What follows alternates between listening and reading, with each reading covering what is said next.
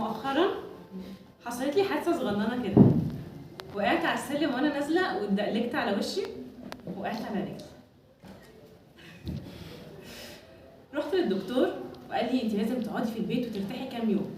ربطها لي واخدت اجازه ورحت قعدت في سريري. كانت فرصه حلوه ان انا اجز من شغلي، بس كنت زهقانه، ما كانش فيه غير حاجه واحده بس اقدر اعملها، اني امسك تليفوني وافتح الانستجرام واقعد اقلب في الريلز. كان بين كل ريل والتاني ريل بيتكلم عن السيلف لاف او حب الذات، ازاي تحب نفسك. فتيجي اول واحده تقول ان اول خطوه عشان نحب نفسنا هي اننا نعرف ان قيمتنا في نفسنا مش في نظره الناس لينا. وتيجي تاني واحده اوعى تقارن نفسك باي حد. عارف ليه؟ لان ده هيخليك تكره نفسك اكتر ما انت بتكرهها. تمام، حاضر. تيجي تالت واحده، يا بنات حبوا نفسكم، حبوا جسمكم، شغلوا مزيكا حلوه وارقصوا واتبسطوا. اهم حاجه تعملوا فطار هيلثي الصبح وتشربوا السموزي بتاعكم قبل الشغل. سموزي؟ ليه هو انت ما شفتنيش وانا بجري كل يوم الساعه 6:30 ورا باص الشغل عشان الحقه، وفي الاخر تقولي لي اشربي سموزي؟ رميت التليفون جنبي، انا مش ناقصه حرق الدم، انا تعبانه، ونزلت تحت الحافي ورجعت لكام سنه ورا كده، وقت ما كنت طفله صغننه قلبوزه بتفوت الدروس الخصوصيه بتاعتها وتروح الدرس اللي بعديه عشان المستر يهزقها. ما جيتيش الدرس، ما جيتش الدرس عشان قبل ما انزل من البيت وقفت قدام المرايه وبصيت على نفسي، قررت ان انا مش قادره انزل بالجسم ده، مش قادره اواجه الناس بشكل. خسيت وتخنت وتخنت، خسيت ودخلت جوه لوب ما بتخلص. بس حتى لما كنت بخس كان يجي حد يقول لي نهى ايه الحلاوه دي؟ كنتش بحس ان انا حلوه.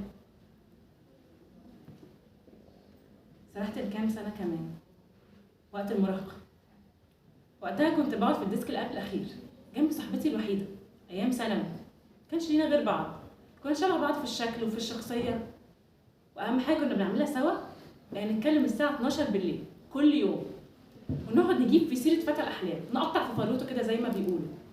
هو مش موجود بس احنا بنجيب في سيرته وخلاص. كانت اهم حاجه بنعملها قبل ما نقفل كل واحد يسال الثانيه سؤال، تفتكر هيجي؟ من جوانا كنا عارفين انه لا مش هيجي، بس ادينا بنصبر نفسنا ونجيب في سيرته. بعديها بكام سنه كمان دخلت في ليفل اعلى، ليفل الوحش، وانا كبيره وانا بشتغل.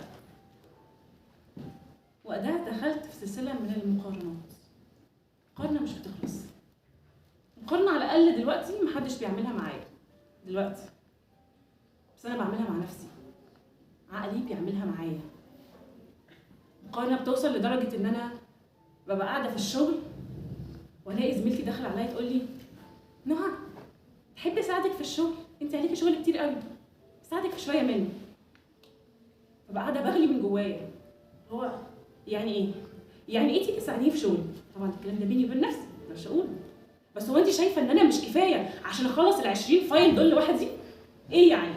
هقعد عليهم كام ساعه هقطم ظهري عليهم بس هخلصهم لوحدي. في الاخر بوصل لاستنتاج فزلوك كده عمله عقلي عشان يلعبني، انه انت فعلا مش كفايه، انت مقصره، والا ما كانتش تيجي وتقول لك انا عايزه اساعدك. مش ان الشغل كتير مثلا، لا، انه انا اللي مش كفايه. فاتضايق اكتر وارجع امسك في موبايلي واسكرول في الريلز، ادخل جوه عالم وردي على الناس بتقول لي ازاي تحبي نفسك، فاتغاظ اكتر. قرر انه على فكره عادي، والله انا من النهارده هحب نفسي ومش هقارن حد، مش هقارني بحد تاني. ليه يعني؟ وهشرب سموذي كل يوم الصبح.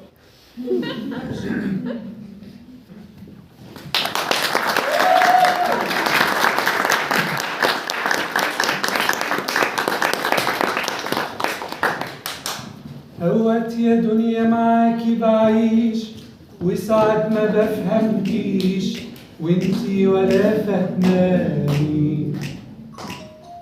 اوقات بحس ان انا مجروح عايش حلاوة روح ودمعتي محوطاني صابر على اللي بيجرالي وانتي لا ليكي عزيز ولا غالي. صابر على اللي بيجرالي وانتي لا ليكي عزيز ولا غالي. ليه